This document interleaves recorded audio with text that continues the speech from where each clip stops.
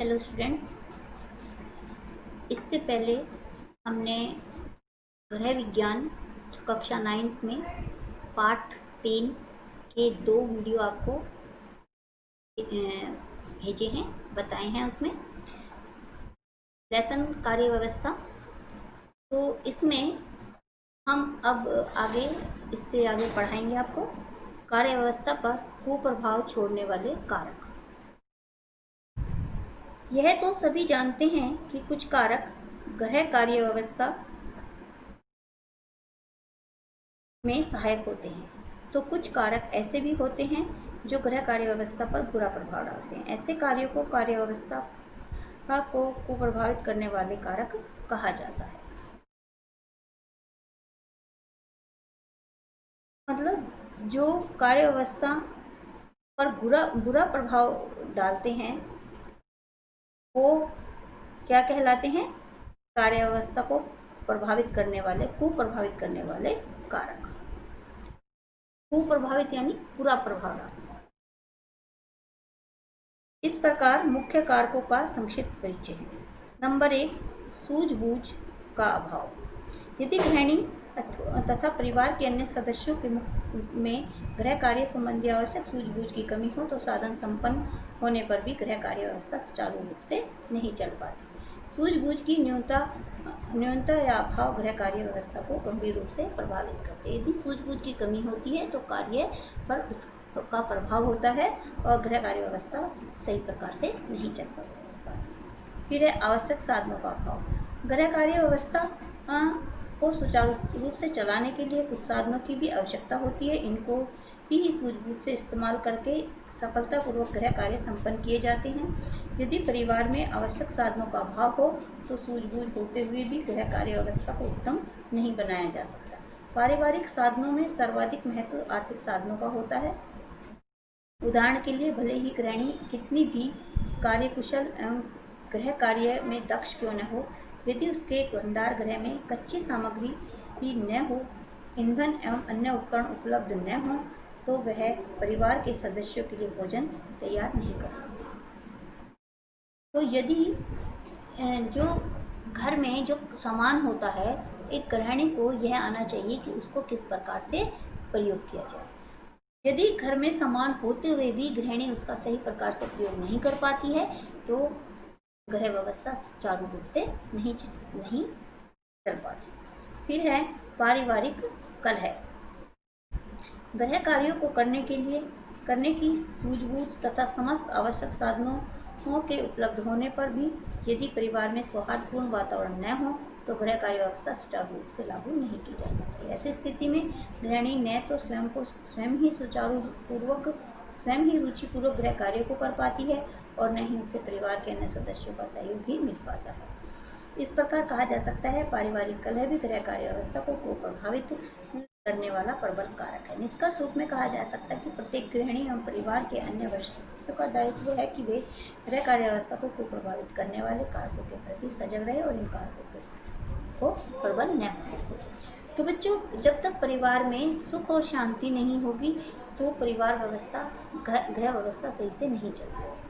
क्योंकि अगर घर में कलह रहता है तो मानसिक स्थिति सही नहीं हो पाती, जिस कारण से वह घर में कार्य भी सही प्रकार से नहीं हो पाता। हम जानते हैं गृह कार्य व्यवस्था सुचारू रूप से संचालन के लिए विभिन्न भौतिक साधनों का समय पर उपलब्ध होना भी नितांत आवश्यक होता है। भौतिक साधनों को उपलब्ध कराने के लिए पारिवारिक आय का पर्याप्त होना मुख्य कारक है। इस आधार पर यह कहा जा सकता है कि गृह कार्य व्यवस्था को प्रभावित करने वाले कारकों में पारिवारिक आय का महत्वपूर्ण स्थान होता है। आय व्यय का संतुलन करते हुए धन का उपयोग परिवार में सुख एवं समृद्धि को जन्म देने वाला होता है। यह कार्य एक सीमा तक गृहिणी की कार्यकुशलता, सूझबूझ तथा संचालन शक्ति पर निर्भर होता है।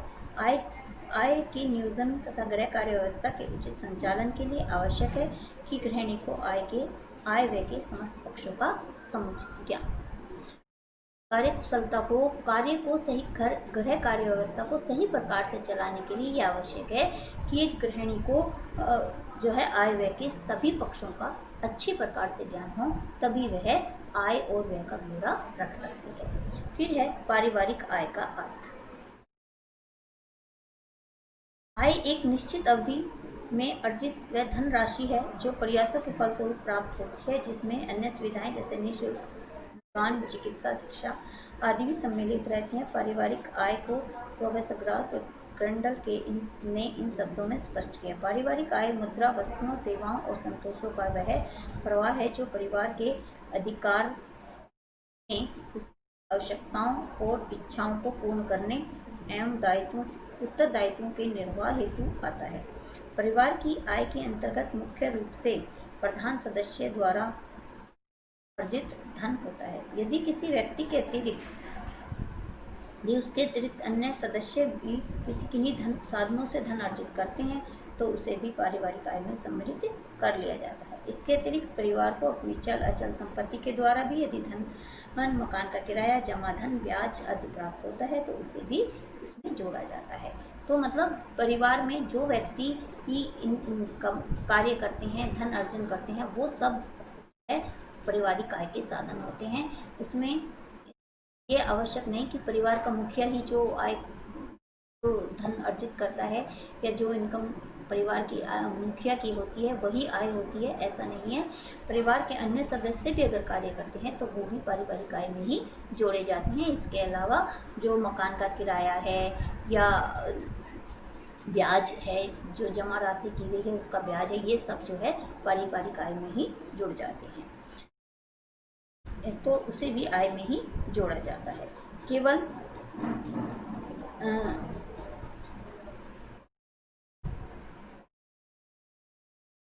आय केवल नगद धन राशि के रूप में ही नहीं होती, अपितु परिवार से प्राप्त होने वाली विशेष सुविधाओं से भी आय प्राप्त होती है।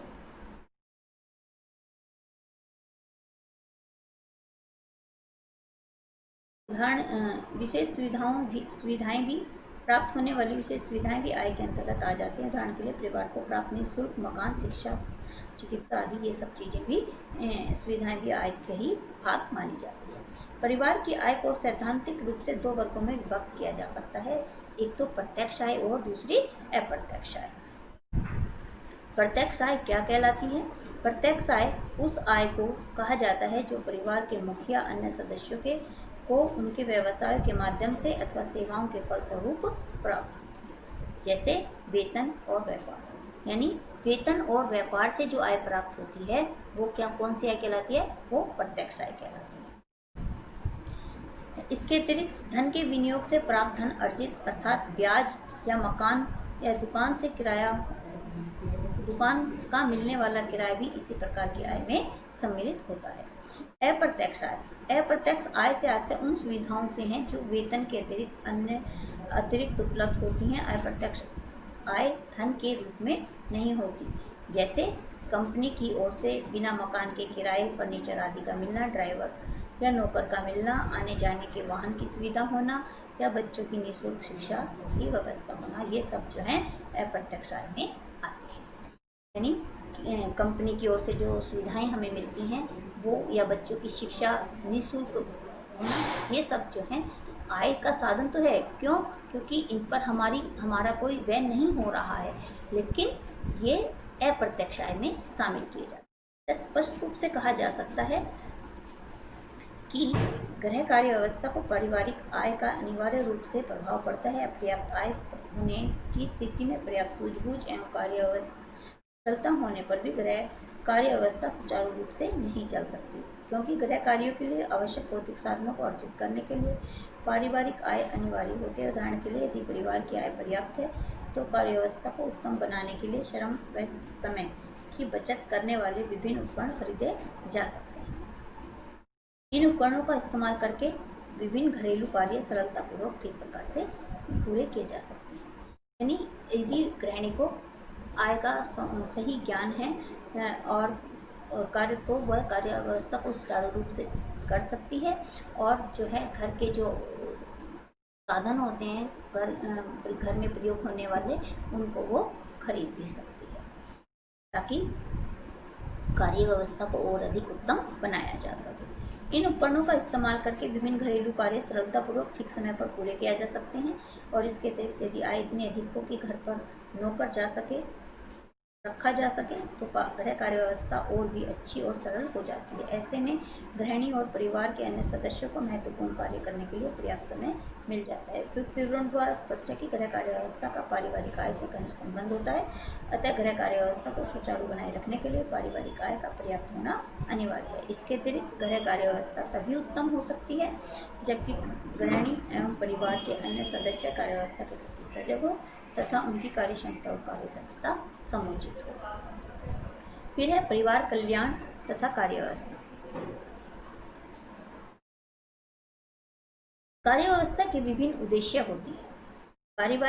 पारंपरिक रूप से माना जाता था कि परिवार के सदस्यों के लिए रोटी, कपड़ा और मकान की व्यवस्था और कुछ दैनिक कार्यों को पूरा कर लेना मात्र ही गृह कार्य व्यवस्था का लक्ष्य है। परंतु आधुनिक युग में इस उद्देश्य की को सीमित उद्देश्य माना जाता है। नए दृष्टिकोण के अनुसार परिवार कल्याण की अब परिवार का प्रमुख उद्देश्य है।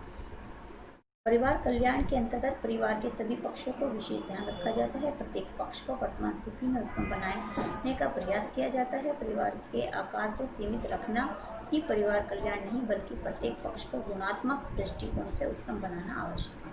परिवार कल्याण के दृष्टिकोण को अपनाते हुए प्रत्येक सदस्य के शारीरिक एवं मानसिक स्वास्थ्य को उत्तम बनाने का प्रयास किया जाता है। बच्चों के सर्वांगीण विकास के लिए शिक्षा की उत्तम व्यवस्था को आवश्यक माना जाता है। परिवार कल्याण के दृष्टिकोण से परिवार के सभी सदस्यों के लिए स्वस्थ मनोरंजन की भी अति आवश्यक है। तो परिवार के कल्याण के लिए ये भी आवश्यक है कि परिवार के सभी सदस्यों का ध्यान रखा जाए, उनकी आवश्यकताओं का ध्यान रखा जाए, उनके मनोरंजन का ध्यान रखा जाए, उनकी शिक्षा स्वास्थ्य का ध्यान रखा जाए।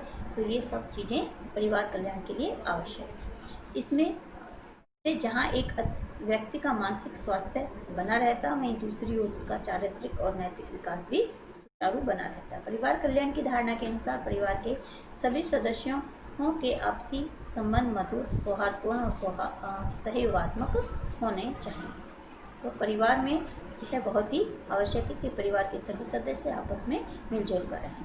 पारिवारिक संबंधों में कटुता और तनाव की स्थिति में परिवार कल्याण के लक्ष्य को प्राप्त नहीं किया जा सकता। परिवार कल्याण के अंतर्गत परिवार के सदस्यों के आपसी संबंधों के अतिरिक्त विभिन्न परिवारों के आपसी संबंधों को भी महत्व दिया जाता है।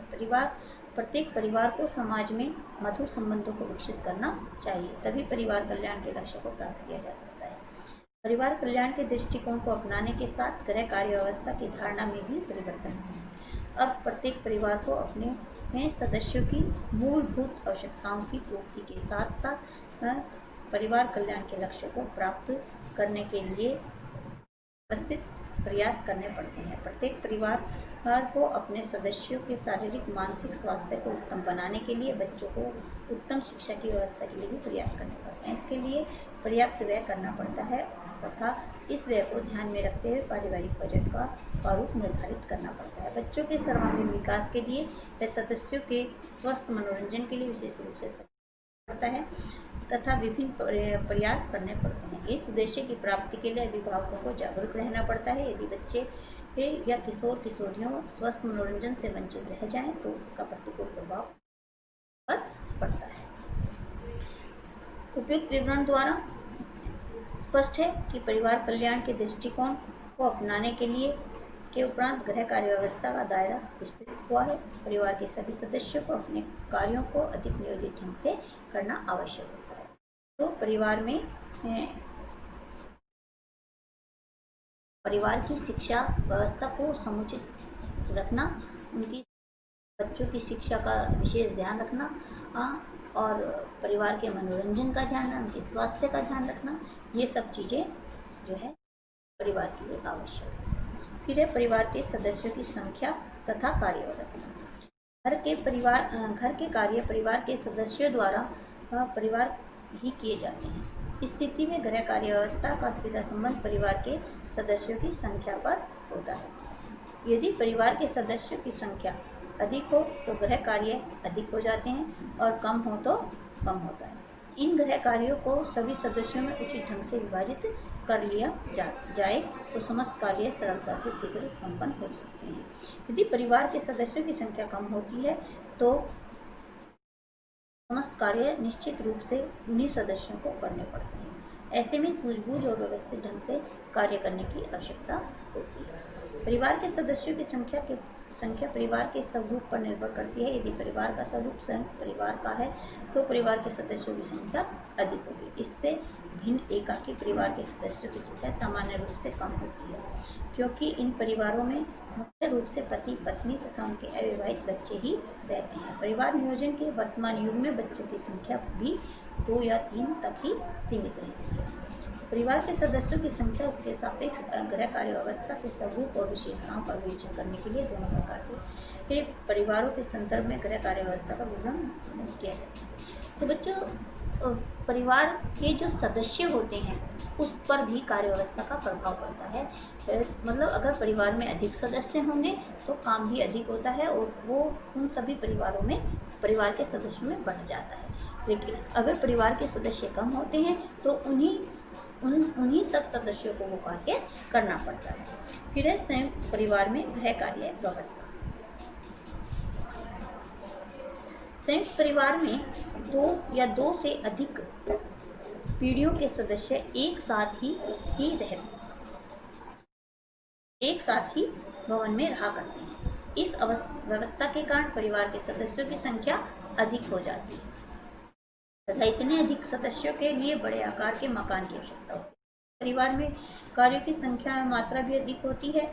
रसोई घर में कार्य भी अधिक होते हैं। घर की सफाई रखरखाव कार्य भी संयुक्त परिवार में, क्योंकि बच्चों की संख्या भी अधिक होती है अतः उनके पालन पोषण देखभाल शिक्षा आदि के कार्य भी अधिक होते हैं। संयुक्त परिवार व्यवस्था में मेहमान अतिथियों का आवागमन भी अधिक होता है। इस कारण से संयुक्त परिवार में गृह कार्यों की अधिकता होती है। सामान्य रूप से देखा तो बच्चे संयुक्त परिवार मतलब ज्वाइंट फैमिली में परिवार के सदस्य ज़्यादा होते हैं, क्योंकि 2 पीढ़ियों तक 2 या 3 पीढ़ी तक के लोग वहाँ उसमें रहते हैं। तो परिवार में सदस्य अधिक होंगे, दूसरा बच्चे भी अधिक होंगे। तो जब परिवार के सदस्य अधिक होंगे तो घर का कार्य भी अधिक होगा। संभवतः रसोई में भी, सफाई में भी, हर चीज़ में, मकान भी बड़ा चाहिएगा उसके लिए, तो हर चीज़ में कार्य अधिक हो जाता है। सामान्य रूप से देखा गया कि कार्य करने वाले सदस्यों की संख्या अधिक होने के बाद भी संयुक्त परिवारों में गृह कार्य व्यवस्था उत्तम नहीं होती। इसका एक मुख्य कारण यह है कि संयुक्त परिवार में सदैव ही कुछ सदस्य ऐसे होते हैं जो किसी प्रकार के उत्तरदायित्व का वहन नहीं करते। वे न तो केवल घर के कार्यों में हाथ बटाते हैं और न ही धनोपार्जन को विशेष प्रयास करते हैं। इसके अतिरिक्त संयुक्त परिवारों के विभिन्न सदस्यों में प्राय परस्पर तनावपूर्ण और संघर्ष के संबंध बने रहते हैं। इस प्रकार के तनावपूर्ण वातावरण से गृह कार्य व्यवस्था भी प्राय अस्त व्यस्त ढंग से चलती है। संयुक्त परिवार में भिन्न भिन्न पीढ़ियों के सदस्यों के विचारों एवं दृष्टिकोणों में भी पर्याप्त अंतर होता है। इसके कारण भी गृह कार्य को करने में बाधा उत्पन्न होती है तथा परिवार के विभिन्न सदस्यों में सक्रिय सहयोग की स्थिति बन पाती है। उदाहरण के लिए युवा वर्ग के बहुएं रसोई घर के कार्यों के लिए आधुनिक उपकरणों को अपनाना चाहती हैं। तो जब ज्वाइंट फैमिली होती है तो क्या होता है कि परिवार में काम अधिक होता है। उसमें ज्वाइंट फैमिली में मेहमानों की आवागमन भी अधिक होता है। उसमें कुछ व्यक्ति ऐसे भी होते हैं जो ना ही तो कोई कार्य करते हैं, घर का कार्य करते हैं, और ना ही कोई धनोपार्जन मतलब कोई धन कमाने का कार्य करते हैं। तो ऐसी स्थिति में थोड़ा तनाव भी बना रहता है। वृद्ध महिलाएं पुराने ढंग से ही कार्य चलाने का समर्थन करती हैं। इस प्रकार के वैचारिक मतभेद गृह कार्य व्यवस्था को सुचारू रूप से नहीं चलने देते। संयुक्त परिवार में बच्चों की संख्या भी अधिक होती है। सभी बच्चों की देखरेख तथा उनके पालन पोषण के लिए सभी वयस्क सदस्य संयुक्त रूप से जिम्मेदार समझे जाते हैं। इस प्रकार के संयुक्त दायित्व की स्थिति में बच्चों की उचित देखभाल नहीं हो पाती और उनसे संबंधित कार्य भी प्राय अनियमित और अस्त व्यस्त ढंग से ही होते हैं। संक्षेप में कहा जा सकता है कि संयुक्त परिवार में गृह कार्य व्यवस्था प्राय सुचारू रूप से नहीं चल पाई। परिवार के कुछ जिम्मेदार सदस्यों को घरेलू कार्यों का अत्यधिक भार वहन करना पड़ता है और स्त्रियों का प्राय शोषण भी होता है। इन्हीं कारणों से भारतीय समाज में संयुक्त परिवार का वितरण तेजी से हुआ।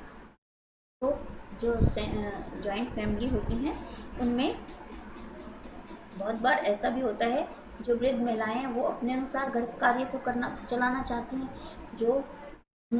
जो है युवा पीढ़ी है वो अपने हिसाब से चलाना चाहती है, तो इससे मतभेद होता है। दूसरा, जो व्यक्ति परिवार में जिम्मेदार होता है उस पर जो है कार्य का भार अधिक हो जाता है। तो इस तरह से जो है लोगों में जो है मतभेद होता रहता है। इसी कारण से अब अधिकतर लोग जो है जॉइंट फैमिली के जो परिवार हैं वो कम होते जा रहे हैं। यह सत्य है कि संयुक्त परिवारों में प्राय गृह कार्य व्यवस्था अच्छी नहीं रहती, परंतु यदि सूझबूझ, समझदारी तथा ईमानदारी से सभी सदस्यों द्वारा अपनी जिम्मेदारी समझी जाए तो गृह कार्य व्यवस्था अति उत्तम भी हो सकती है। इस संदर्भ में कुछ बातों को ध्यान में रखना आवश्यक है। सर्वप्रथम परिवार के सभी सदस्यों को अपने दायित्व को समझना चाहिए, उन्हें पूरा करने के लिए भरसक प्रयास करने चाहिए। परिवार के सदस्यों को अपनी योग्यता और क्षमता के अनुसार ही कार्य का विभाजन करना चाहिए। परिवार के सभी सदस्यों में कार्यात्मक सहयोग होना चाहिए। इन बातों को ध्यान में रखकर यदि गृह कार्य व्यवस्था की जाए तो निश्चित रूप से सफल कार्य व्यवस्था प्राप्त की जा सकती है। यानी कहने का मतलब ये है कि यदि जॉइंट फैमिली में भी सभी लोग अपनी अपनी जिम्मेदारी अच्छे से निभाएं तो बहुत ही अच्छी गृह कार्य व्यवस्था बन सकती है। एकाकी परिवार में कार्य व्यवस्था। भारतीय समाज में संयुक्त परिवार के अतिरिक्त कार्य परिवार का दूसरा मुख्य स्वरूप है एकाकी परिवार। आधुनिक युग में एकाकी परिवारों के प्रचलन में क्रमशः वृद्धि हो रही है। एकाकी परिवार में मुख्य रूप से पति, पत्नी तथा उसके अविवाहित बच्चे रहते हैं। कुछ एकाकी परिवारों में पति पत्नी के माता पिता या दोनों में से एक भी रहते हैं। सामान्यतः एकाकी परिवारों में सदस्यों की संख्या कम होती है। एकाकी परिवारों में समस्त कार्य मुख्य रूप से पति पत्नी द्वारा ही किए जाते हैं, अतः किसी सदस्य के अधिक लापरवाह या कामचोर होने की संभावना नहीं रहती। पति पत्नी को पूर्ण सहयोग से कार्य करना पड़ता है। यदि बच्चे बड़े हों तो उन्हें भी यदि कोई वृद्ध सदस्य हो तो उन्हें भी अपनी क्षमता के अनुसार कार्य का दायित्व संभालना पड़ता है। यदि एकाकी परिवार के पति पत्नी दोनों ही नौकरी करते हैं तो किसी व्यवसाय में संलग्न हो तो गृह कार्य व्यवस्था कुछ छिन्न भिन्न प्रकार से नियोजित करनी पड़ती है। कुछ भिन्न प्रकार से ऐसे में पति द्वारा घरेलू कार्यों में समुचित सहयोग देना आवश्यक होता है। एकाकी परिवारों में समय और श्रम की बचत के लिए समस्त उपायों उपकरणों को अपनाने के साथ साथ घरेलू कार्यों को घर में के बाहर की व्यावसायिक संस्थाओं द्वारा भी कराया जा सकता है। उदाहरण के लिए छोटे बच्चों को शिशु गृहों में रखा जा सकता है, कपड़ों की धुलाई लॉन्ड्री में कराई जा सकती है, भोजन में डिब्बाबंद सामग्रियों का उपयोग किया जा सकता है, घर की सफाई रख रखाव के लिए नौकरानी को रखा जा सकता है। इस प्रकार की विभिन्न व्यवस्थाओं द्वारा एकाकी परिवार की गृह कार्य व्यवस्था सुचारू रूप से चलाया जा सकता है। उपयुक्त विवरण द्वारा स्पष्ट है कि परिवार के सदस्य संख्या का गृह कार्य व्यवस्था पर गंभीर प्रभाव पड़ता है। सीमित सदस्य वाले परिवारों में उत्तम कार्य व्यवस्था को प्राप्त किया जा सकता है। यानी जो एकाकी परिवार हैं वो बहुत छोटे, एक तो छोटे होते हैं, दूसरा उसमें अगर पति और पत्नी दोनों ही कार्य करते हैं तो उसमें थोड़ी व्यवस्था अलग होती है। दोनों को ही, पति को भी घर के कार्यों में हाथ बटाना पड़ता है। फिर भी अगर और अच्छी व्यवस्था करनी है तो उसके लिए हम आधुनिक साधनों का प्रयोग कर सकते हैं ताकि कार्य शीघ्रता से और जल्दी हो जाए। फिर इसके अलावा घर की सफाई के लिए नौकरानी को रख सकते हैं, कपड़े लॉन्ड्री में धुलवा सकते हैं या वॉशिंग मशीन का प्रयोग भी कर सकते हैं। तो इस तरह से कार्यों को विभाजन करके हम गृह कार्य व्यवस्था को सुचारू कर सकते हैं। परिवार के सदस्यों का व्यवहार तथा कार्य व्यवस्था। परिवार के अनेक सदस्य होते हैं। यदि ये सभी सदस्य परिवार की कार्य व्यवस्था में भाग लेते हैं तो संयुक्त परिवार में सदस्यों की संख्या अधिक होती है, एकाकी में कम होती है। परिवार के सदस्यों में पारस्परिक संबंध उनके पारस्परिक व्यवहारों द्वारा निर्धारित होते हैं। यदि उनके पारस्परिक मधुर संबंध सहयोगात्मक और सामंजस्यपूर्ण है तो कार्य व्यवस्था अच्छी बनी रहती है। इसके विपरीत यदि उनके संबंध कटु, तनावपूर्ण, असहयोगात्मक हो तो परिवार की कार्य व्यवस्था अच्छी नहीं रह सकती। इस प्रकार के संबंधों की स्थिति में गृह कार्य व्यवस्था बिगड़ जाती है तथा कोई भी कार्य सुचारू रूप से नहीं हो पाता। परिवार के सदस्यों के पारस्परिक संबंधों को सौहार्दपूर्ण बनाने के लिए आवश्यक है कि प्रत्येक सदस्य का व्यवहार उत्तम हो। किसी भी सदस्य द्वारा इस प्रकार का व्यवहार नहीं किया जाना चाहिए कि अन्य सदस्य की भावनाओं को ठेस पहुंचे। उदाहरण के लिए सास द्वारा ऐसा व्यवहार नहीं किया जाना चाहिए जिससे बहू के आत्म सम्मान को ठेस पहुंचे, तथा बहू द्वारा भी इस प्रकार का व्यवहार नहीं किया जाना चाहिए कि जिससे सास की अवहेलना होती है। परिवार के सभी सदस्यों के अन्य सदस्यों के प्रति मधुर व्यवहार होना चाहिए। परिवार में कुछ संबंध हंसी मजाक के भी होते हैं। मतलब परिवार में सभी लोगों को एक दूसरे का सम्मान करना चाहिए, एक दूसरे की भावनाओं को का सम्मान करना चाहिए, उनका जो है उनके भावनाओं को ठेस ना पहुंचे ऐसा कोई कार्य हमें नहीं करना चाहिए। फिर है देवर भाभी या नंद भाभी के जैसे इन संबंधों की मधुरता को बनाए रखना चाहिए। इस प्रकार की मधुर व्यवहार एवं संबंध गृह कार्य व्यवस्था को उत्तम बनाने में महत्वपूर्ण योगदान देता है।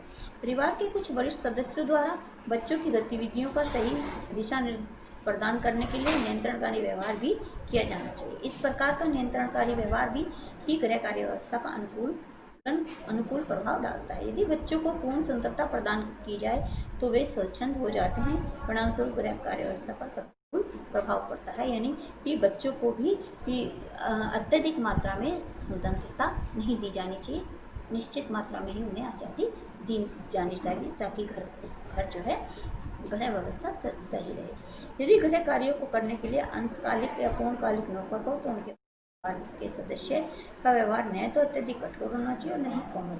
इन दोनों ही स्थितियों में अपने कार्य सुचारू रूप से नहीं कर सकते। घर के नौकरों के प्रति संतुलित व्यवहार होने पर ही वे गृह कार्य व्यवस्था को कुशल रह सकते हैं।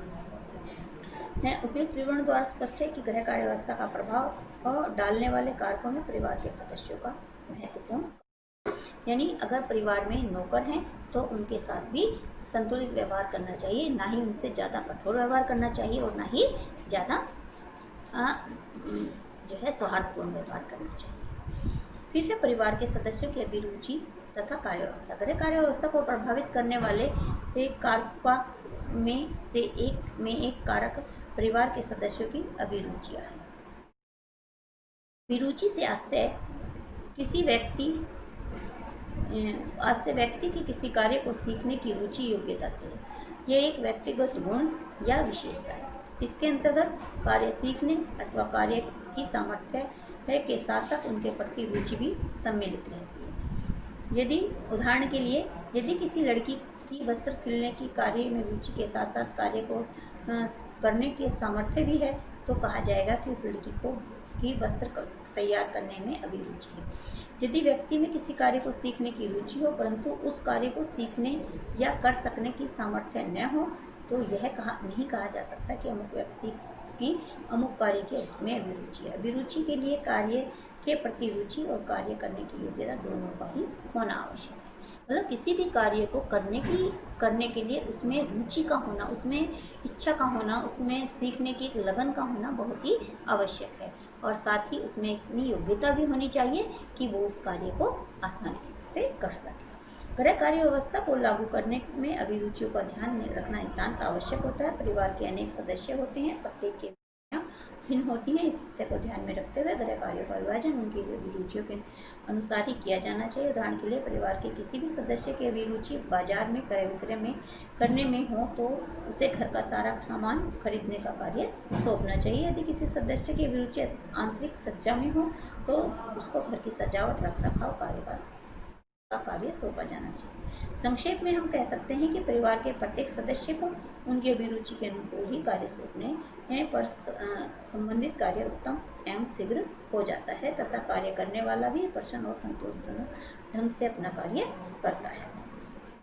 यानी जिस व्यक्ति की कार्य जिसमें रुचि हो, जिस कार्य को करने में रुचि हो उसे वही कार्य करने के लिए दिया जाना चाहिए। अगर उसकी रुचि के अनुसार कार्य दिया जाता है तो वह उस कार्य को बड़े अच्छे ढंग से ही कर पाता है। गृह कार्य व्यवस्था को लागू करने में अभिरुचियों का ध्यान रखना नितांत आवश्यक है। परिवार के अनेक सदस्य होते हैं, परिवार की अभिरुचियाँ भिन्न होती हैं। इस तथ्य को ध्यान में रखते हुए गृह कार्य का विभाजन सारी किया जाना। धन के बाजार में से जैसे कोई व्यक्ति अगर बाजार से सामान खरीदने का शौकीन है तो उसे बाजार से सामान खरीदने का कार्य दिया जाना चाहिए। अगर किसी का घर को सजाने का आवश्यक है तो उसे वो कार्य हमें दिया जाना चाहिए। फिर ये कार्य व्यवस्था में सहायक उपकरण। वर्तमान नगरीय जीवन विभिन्न कारणों के अत्यधिक व्यस्त हो गया है। प्रत्येक शहरी व्यक्ति समय की कमी से परेशान है। इस तथ्य का गंभीर प्रभाव गृह कार्य व्यवस्था पर भी पड़ता है। गृह कार्य को करने के लिए सीमित समय ही उपलब्ध हो पाता है। इस स्थिति में स्वाभाविक ही था कि घरेलू कार्यों को करने के लिए अधिक से अधिक उपकरणों की खोज की जाती है। वैज्ञानिक प्रगति ने इस क्षेत्र में विशेष सहायता प्रदान की है। विशेष उपकरण तैयार किए थे जो गृह कार्यों को कम समय और कम श्रम द्वारा पूरे करने में सहायक होते हैं। घरेलू कार्यों को पूरा करने में दो प्रकार से कार्य नियमित रूप से किया जा सकते हैं। ये कार्य है रसोई व पाक क्रिया संबंधी कार्य, घर की सफाई संबंधी कार्य। इन दोनों ही वर्गों के कार्यों को करने के लिए किसी ऐसे विभिन्न उपकरण तैयार किए जा चुके हैं जो श्रम और धन की बचत में सहायक होते हैं।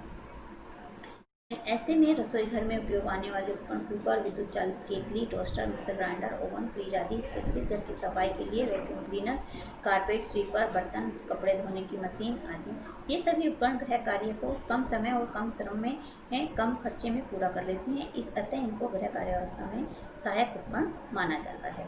मतलब जो उपकरण हमारे वैज्ञानिकों ने कुछ उपकरण ऐसे तैयार किए हैं जिनके द्वारा गृहिणी का कार्य बहुत ही आसान हो जाता है। उसे कम समय में और शीघ्रता से काम बड़े अच्छे ढंग से कर सकती है। जैसे कि आपने अभी देखा पढ़ा, कुकर, विद्युत चालित टोस्टर, केतली, ये सब चीज़ें ये इनसे शीघ्रता से कार्य हो जाता है। इसी प्रकार सफाई के कार्यों में वैक्यूम क्लीनर है, कारपेट स्वीपर है, बर्तन है, बर्तन और कपड़े धोने की मशीन है। इन सब से कार्य बहुत ही शीघ्रता से हो जाता है और समय भी कम लगता है।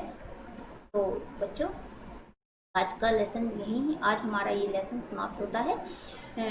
तो इस लेसन के बाद हम आपको अगली पीरियड में आपको वीडियो वो नोट्स भेज देंगे। आप इस लेसन को अच्छे से पढ़ेंगे और इस लेसन को अच्छे से पढ़कर इसे समझने का प्रयास करेंगे। वीडियो ध्यान से देखेंगे। नमस्कार।